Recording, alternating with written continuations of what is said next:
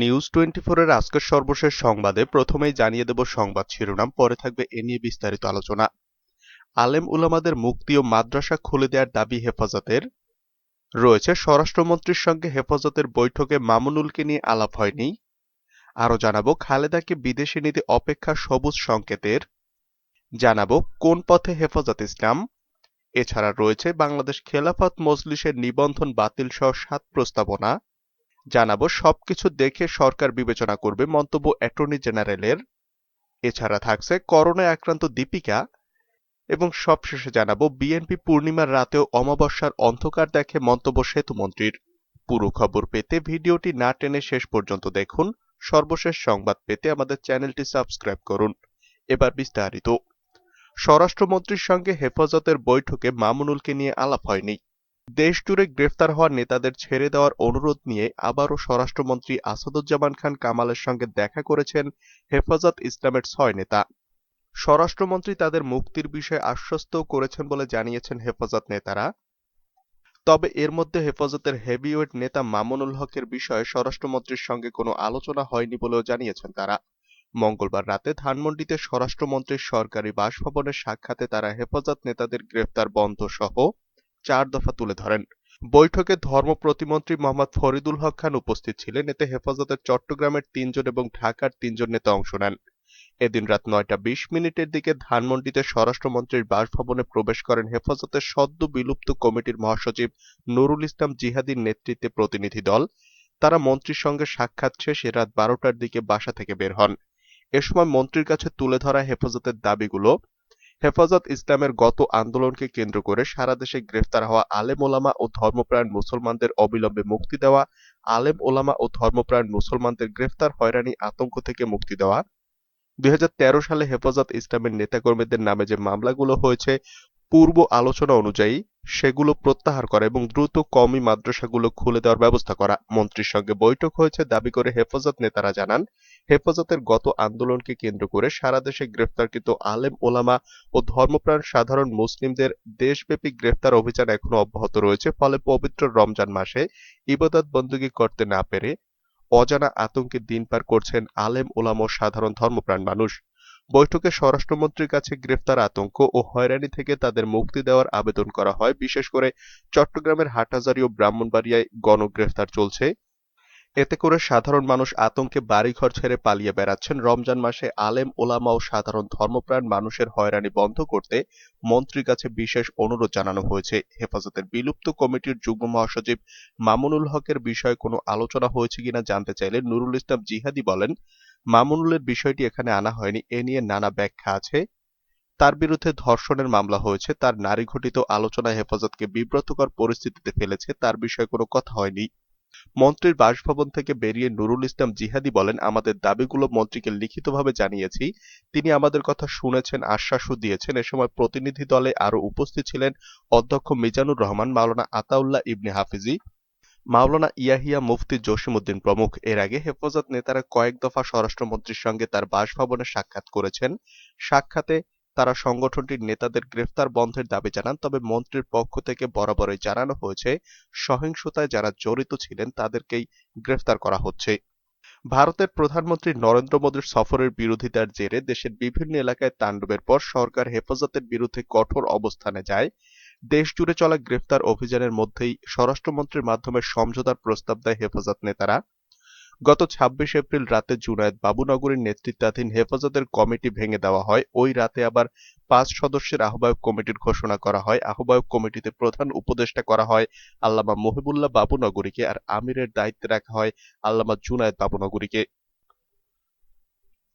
খালেদাকে বিদেশে নিতে অপেক্ষা সবুজ সংকেতের। বিএনপি চেয়ারপারসন খালেদা জিয়ার অবস্থা আগের চেয়ে ভালো থাকলেও উন্নত চিকিৎসার জন্য তাকে বিদেশে নেওয়ার চেষ্টা অব্যাহত আছে।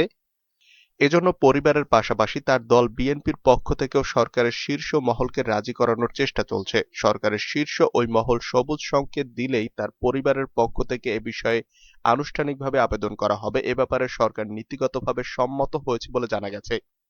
অবশ্য রাষ্ট্রের প্রধান আইন কর্মকর্তা মনে করছেন খালেদা জিয়াকে বিদেশ নিতে হলে আদালতের অনুমতি লাগবে, যদিও তিনি বলেছেন এ বিষয়ে সরকার এই করণীয় ঠিক করবে। এদিকে খালেদা জিয়ার শারীরিক অবস্থা আগের দিন সোমবারের তুলনায় মঙ্গলবার ভালো বলে জানিয়েছেন বিএনপির মহাসচিব মির্জা ফখরুল ইসলাম আলমগীর।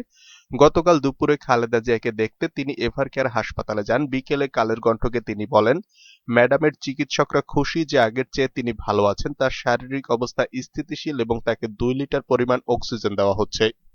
বিএনপি চেয়ারপারসনের ব্যক্তিগত চিকিৎসক অধ্যাপক এজেডএম জাহিদ হোসেন গতকাল রাতে এভারকেয়ার হাসপাতালের সামনে গণমাধ্যম কর্মীদের বলেন, উনারা যেসব পরীক্ষা গতকাল ও আজকে করানো হয়েছে সেগুলো রিভিউ করেছেন মেডিকেল বোর্ডের সদস্যরা। আলহামদুলিল্লাহ, আল্লাহর অশেষ মেহেরবানিতে উনি গতকাল যে অবস্থায় ছিলেন এখন সেই অবস্থায় আছেন।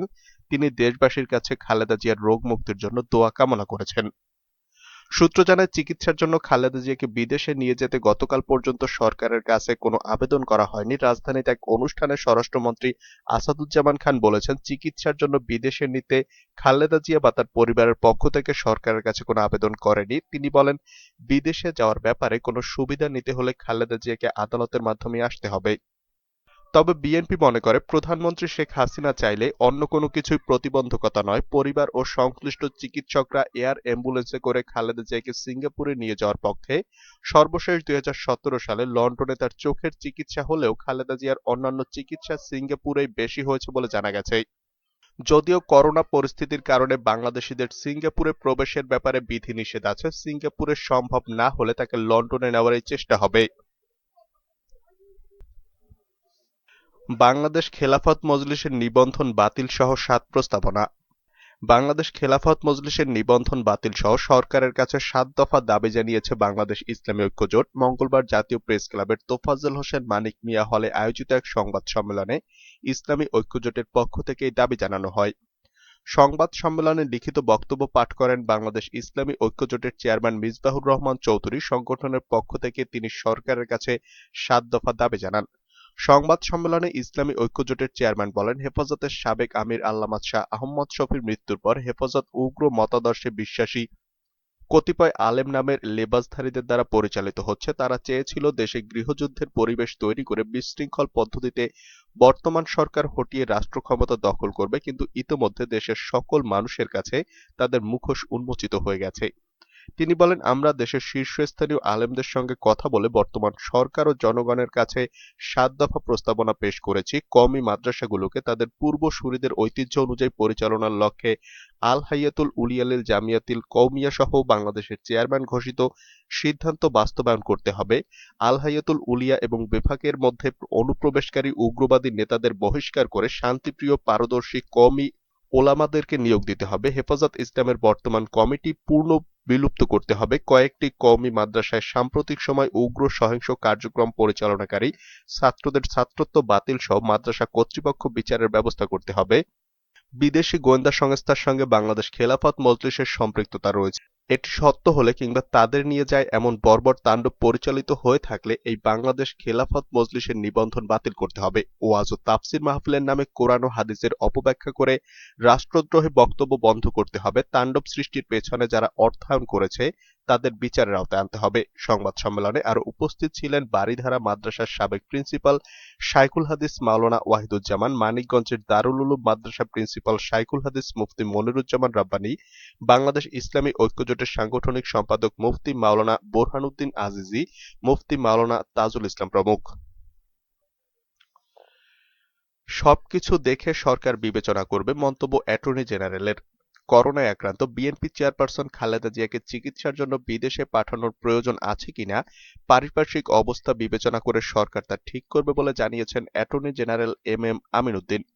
তিনি বলেছেন, সবকিছু দেখে সরকার এই বিষয় বিবেচনা করবে। মঙ্গলবার দুপুরে সাংবাদিকদের প্রশ্নের জবাবে তিনি একথা বলেন।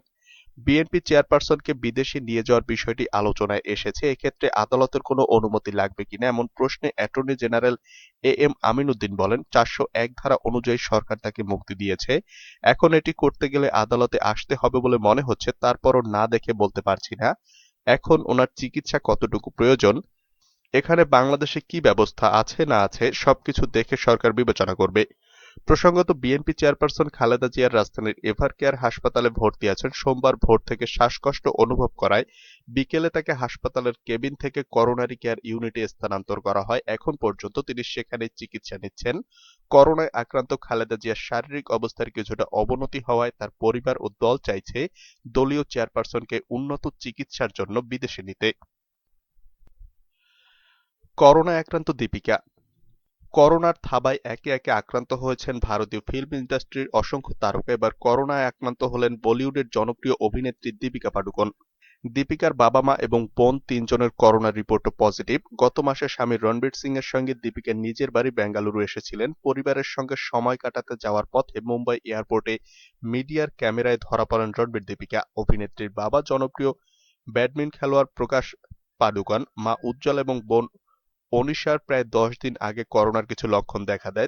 তারা করোনা টেস্ট করান। তাদের তিনজনের রিপোর্ট পজিটিভ আসে। দীপিকার মা এবং বোন বাড়িতে নিজেদের আইসোলেশনে রাখেন, কিন্তু তার বাবার শরীর তুলনামূলক বেশি খারাপ থাকায় তাকে ভর্তি করা হয়েছিল বেঙ্গালুরুর একটি হাসপাতালে। সেখানে চিকিৎসা চলছিল তার। তিনি এখন অনেকটাই সুস্থ হয়ে উঠেছেন। এক সপ্তাহের শেষেই তাকে হাসপাতাল থেকে ছেড়ে দেওয়ার কথা রয়েছে। তাদের পরিবারের এক কাছের বন্ধু বিমল কুমার এই খবর জানিয়েছেন। বিএনপি পূর্ণিমার রাতেও অমাবস্যার অন্ধকার দেখে, মন্তব্য সেতুমন্ত্রী ওবায়দুল কাদেরের।